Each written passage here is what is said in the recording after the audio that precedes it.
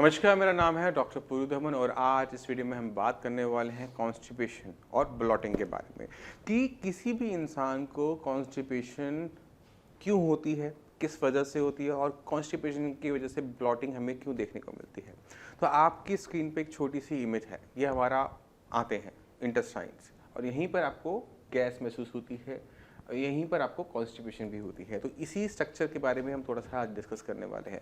तो अगर आप इमेज को ध्यान से देखो, इस फोटो का ध्यान से देखो, तो आपको समझ में आएगा कि जो इंटेस्टाइन्स हैं कुछ कुछ गुब्बारे जैसी होती हैं, अंदर से खाली और ऊपर से पतली सी एक लेयर, है ना। अब जब हमारा पेट पूरा साफ नहीं होता, हमारा जो स्टूल है हम पूरा पास नहीं कर पाते, तो उसका एक बड़ा हिस्सा हमारा इंटेस्टाइन्स में बना रह जाता है। अब स्टूल है, लैट्रिन है, गैस बनाएगी, बदबू आएगी, ठीक है। अब जब ये बदबू उसमें फैल रही है तो गुब्बारा जैसे फूलता है गैस से, वैसे ही हमारे आंतें भी फूलना शुरू कर देती है गैस से, और इसी कंडीशन को आप कहते हैं ब्लॉटिंग। यानी जो ब्लॉटिंग है वो सिम्टम है किसका? कॉन्स्टिपेशन का, इनकम्प्लीट डेफिकेशन का। यानी आपका जो मल है वो पूरा सुबह निकला नहीं है, आपकी उसमें पड़ा रहा है, जो अब गैस की वजह से आपकी आंतें फूल रही हैं और आपको पेट तना हुआ लग रहा है, ठीक है। अब सवाल है कि हमें कॉन्स्टिपेशन क्यों होती है और कॉन्स्टिपेशन की टाइप क्या क्या है। कॉन्स्टिपेशन को अगर आप ध्यान से समझने की कोशिश करो तो ये दो तरीके से हमें देखने को मिलती है।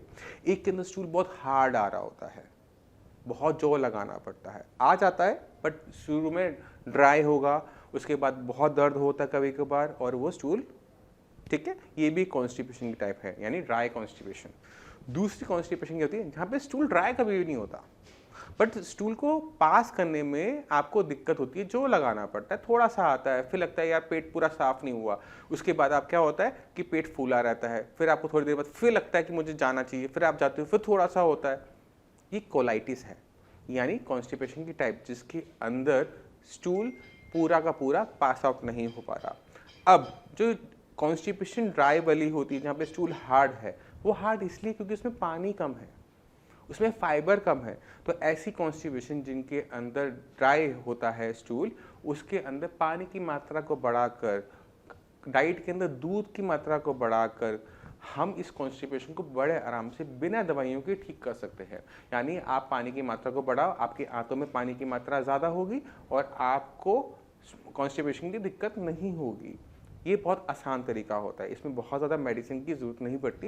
नॉर्मली खाने पीने को बदलने से ये हमारी जो दिक्कत है ड्राई कॉन्स्टिपेशन वाली ख़त्म हो जाती है।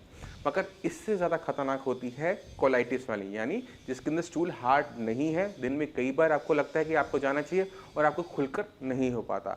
अगर ये दिक्कत लंबे टाइम तक बनी रहे तो ये जो कोलाइटिस की दिक्कत है, ये ना जाने पता नहीं कितनी ही दिक्कत को पैदा कर देती है। अब गैस बनी हुई है, गैस सिर पे चढ़ रही है, आप काम कर रहे हो, आप काम नहीं कर पा रहे, आपने जो खाना खाया है वो ढंग से पच नहीं रहा, आपके ब्लड में नहीं आ पा रहा, आपकी बॉडी को नहीं मिल पा रहा, मांसपेशियों में बहुत थकावट बनी हुई है, ऐसा लग रहा है किसी ने बहुत सारा पीट रखा है, मार रखा है, हमेशा सोने का मन करता रहता है। अब आपके शरीर में एनर्जी नहीं है, आपके घर वाले कहते हैं कि बेटा ये छोटा सा काम मार्केट से कर दो, मैं नहीं जा रहा। क्यों नहीं जा रहा? मेरा मन नहीं है, मुझे सोने दो, है ना।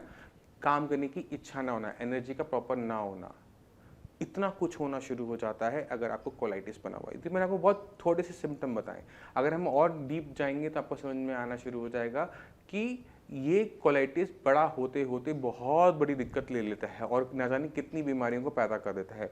डायबिटीज़ उसमें से एक है।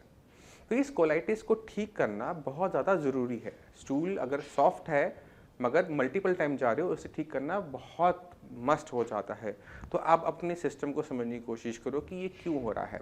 जब हमारे इंटेस्टाइन्स में किसी भी वजह से स्वेलिंग आ जाती है तो इंटेस्टाइन्स उसको मल को आगे की तरफ धकेल नहीं पाते, क्योंकि हमारी इंटेस्टाइन्स में एक मूवमेंट होती है जिसे कहते हैं पेरिस्टाल्टिक मूवमेंट। ये कुछ सांप की मूवमेंट की तरह होती है जो खाने को, मल को आगे की तरफ, मल मार्ग की तरफ धकेलती है। अब उसमें सूजन है तो ये काम हो नहीं पाता, हल्का हो पाता है, तो क्या होता है कि वो पुश जो आपको सुबह चाहिए होता है वो नहीं लग पाता, इंटेस्टाइन उसको धकेल नहीं पाती और स्टूल लंबे टाइम तक हमारे आंतों के अंदर पड़ा रहता है और उसमें वो जब सड़ता है तो गैस बनाता है और इसी की वजह से आपको कभी यहाँ मीठा दर्द बना हुआ है, कभी यहाँ मीठा दर्द बना हुआ है, एसिडिटी बन रही है, डकारें आ रही हैं, गैस बहुत छूट रही है, गैस बन रही है, निकल नहीं पा रही है, सिर में दर्द बना हुआ है, शरीर में दर्द बना हुआ है, ये सारी दिक्कतें आपको तब शुरू होती हैं। अब सवाल है कि अगर आपको ये दिक्कत है तो उसे सॉल्व कैसे किया जाए, क्या सोल्यूशन है इसका। तो सबसे पहली चीज़ इसके अंदर आती है वो है कि आप खा क्या रहे हो। अगर आप खाना पेट भरा हुआ फिर खा लोगे तो स्टूल और ज़्यादा इकट्ठा होगा। तो सबसे पहला काम क्या करना होता है कि जब तक आपकी पेट की ब्लॉटिंग में आराम ना आए, सुकून ना आए, आपने खाना नहीं खाना। खाना खाना है तो कम मात्रा में खाना है और बहुत ज़्यादा भारी खाना नहीं खाना। आप थोड़ी सी खिचड़ी खा लो, थोड़ा सा उपमा खा लो, छाछ पी लो, तो ये आपको पेट को फुलाएगा नहीं। तो पहला काम कि पिछला खाना जब तक पच नहीं जाता तब तक दूसरा खाना आपने इनटेक नहीं करना। आपके 2 बज गए कोई फर्क नहीं पड़ता, आपको भूख 4 बजे लग रही है तो आप 4 बजे खाना खाओ। तो पहली चीज़ क्या हुई कि खाना तब खाएंगे जब भूख लगेगी, अगर भूख नहीं लगी तो हम खाना नहीं खाएंगे। मगर ऐसा करने पर एक छोटी सी दिक्कत हर पेशेंट को देखने को मिलती है कि पेशेंट को शुगर लो की कंप्लेंट आनी शुरू होती है, थकावट महसूस होनी शुरू होती है। जब आपको थकावट ऐसी महसूस होनी शुरू हो तो आप क्या करेंगे कि पेट भरे भी नहीं और ताकत भी आ जाए, तो मीठा खा सकते हैं। कुछ भी मीठा खाएंगे तो आपकी बॉडी में एनर्जी महसूस होनी शुरू हो जाएगी, आपका पेट फूलेगा भी नहीं। तो मिठाई का आप यूज़ कर सकते हो अगर आप डायबिटिक नहीं हो, अगर आपको इस तरह की दिक्कत देखने को मिलती है। पहली चीज़। दूसरी चीज़, लीवर। ये जो लीवर है ना, ये न जाने कितनी ही बीमारियों को पैदा करता है। ये कोलाइटिस आपको इसलिए हो रहा है क्योंकि आपकी इंटेस्टाइन्स को ज़्यादा काम करना पड़ रहा है और ज़्यादा काम की वजह से उसको थकावट हो रही है, उसमें सूजन आ रही है। अब लीवर काम क्या होता है, खाने को ढंग से पचाना।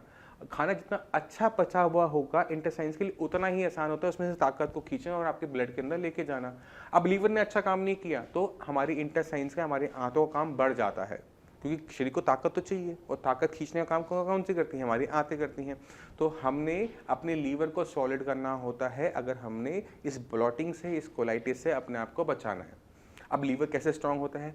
लीवर स्ट्रांग होता है कुछ चीज़ों पे ध्यान देने से। पहला काम एक्सरसाइज। कोई भी एक्सरसाइज करो, रनिंग करो, स्विमिंग करो, जॉगिंग करो, हल्की एक्सरसाइज करो। आपकी बॉडी में दम नहीं है मैं मान सकता हूँ, बट करो। जितना काम हो सके चल के करो, जितना काम हो सके साइकिल पे करो। इससे क्या है, आपका लीवर स्ट्रांग बना रहता है, वो सही तरीके से काम कर पाता है, आपका मेटाबॉलिज्म अच्छा बना रहता है और आपको कोलाइटिस, जो छोटी मोटी कोलाइटिस होती है वो ऑटोमेटिक तरीके से सॉल्व हो जाएगी, कोई दवाई लेने की जरूरत नहीं पड़ेगी।